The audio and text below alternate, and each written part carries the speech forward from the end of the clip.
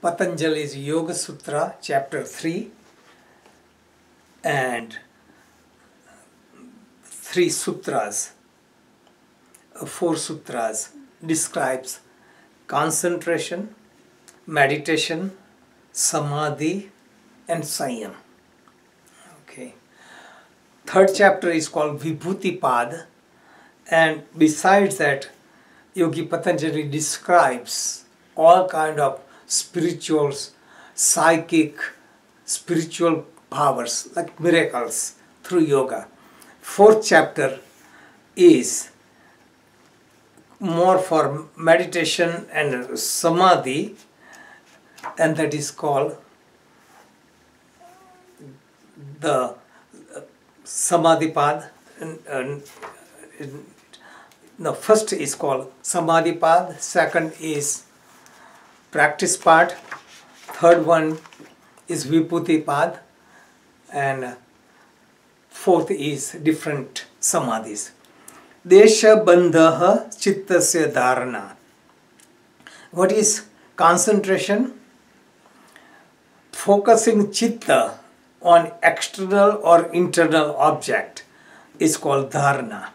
So one can focus on the third eye, on different centers of Kundalini within the heart, or image of God, sun, moon, any object one can focus on.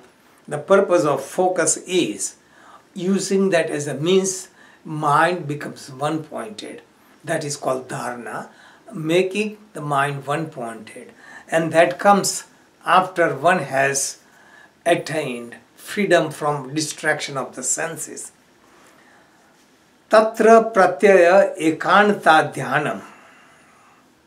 When concentration becomes established and it becomes continuous flow, is called meditation.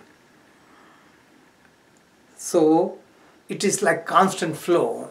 Concentration is like a dripping water. Meditation is flow of water. There is continuity.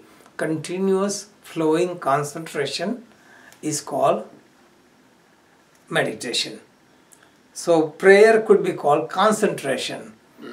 In prayer, one talks to God. In meditation, one listens to God.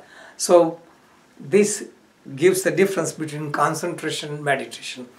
Concentration can be done on any object, any internal or external object.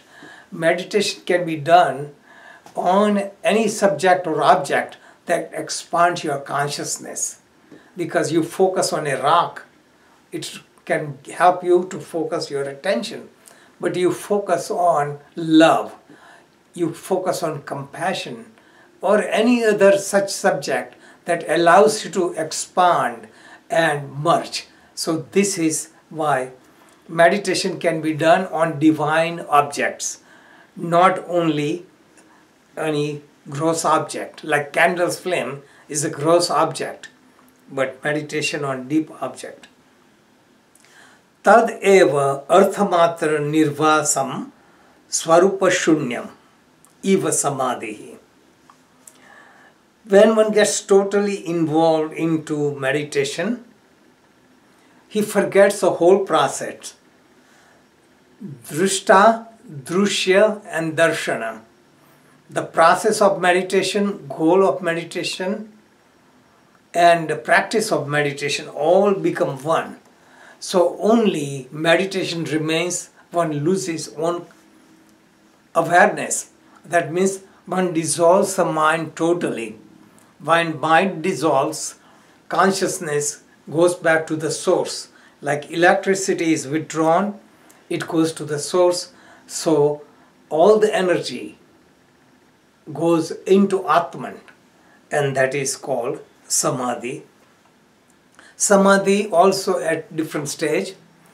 Savichara, nirvichara, savikalpa, nirvikalpa. With thought, without thought, with reasoning, without reasoning. Highest Samadhi is total dissolution of the mind. Nirbhicha Samadhi. All the traces of ego are gone, is Nirbhicha Samadhi. And the fourth one is Trayam Ekatra Sayamaha.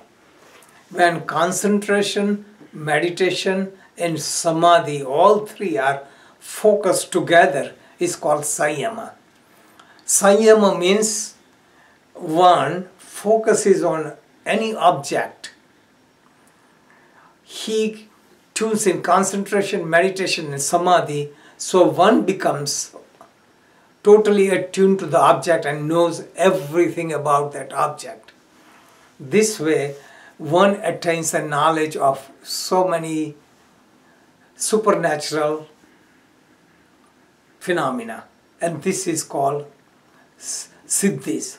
And this is why whole chapter is dedicated to Vibhuti Pada, which is spiritual powers, supernatural powers, and that is abstract for most people. And last chapter, that is describing Samadhi, is also out of reach for most people. So chapter 1, Samadhi Pada, chapter 2, Sadhana Pada are very practical. It teaches the basic essence, but all the details was written later on.